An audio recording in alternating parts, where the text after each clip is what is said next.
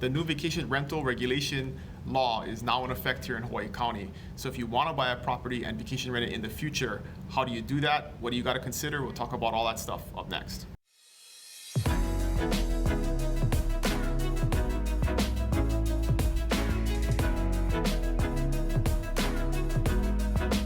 Hey, what's going on, friends? Dylan Onaka here with the Buy Big Island video blog, and today we're going to do another update on the vacation rental bill that is passed here in Hawaii County. And so that now is in full effect, and you needed to get your application in by September, the end of September, if you were in a non-conforming use area, which meant that you didn't have the correct zoning. So that ship has sailed. At this point, if you have not done that, there will be no more vacation rentals in within areas that are not properly zoned for vacation rentals.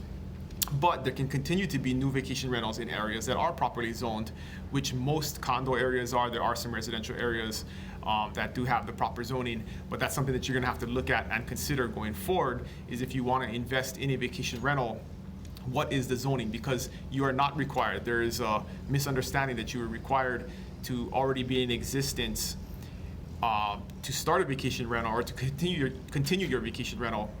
But that's not the case if you have the correct zoning. That only applies to non-conforming use areas. So if you have the correct zoning, you have resort type zoning that allows for vacation rentals, you can start one even if the unit that you are purchasing isn't currently a rental.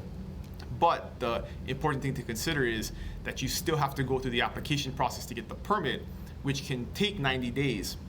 So if you purchase a condominium that is not prohibited by the CC&Rs, and that's another thing to consider, is if the CC&Rs limit the vacation, the rental time periods, then that can supersede what the county allows for. So for example, like Ali'i has a 30-day minimum for rentals. You're not going to be able to short-term rent in a complex like that. But if you're buying in a complex that doesn't limit the rentals in any way, shape, or form, you can apply for a permit and start renting it in the future.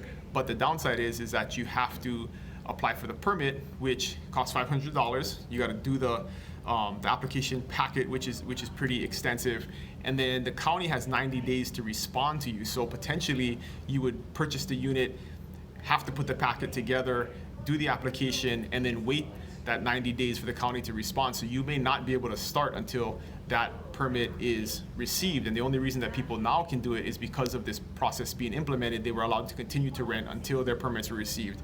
So it's an important consideration if you're looking to buy a condo, whether or not you can rent it in the first place. And if you can, just factor in that it may not be till 90 days plus after you take ownership of it that you're allowed to rent it. So that can delay your income, and you got to take that cost into account, because you're gonna have to pay for that condo until the point when you can rent it. So that's just a clarification, a little bit of an update.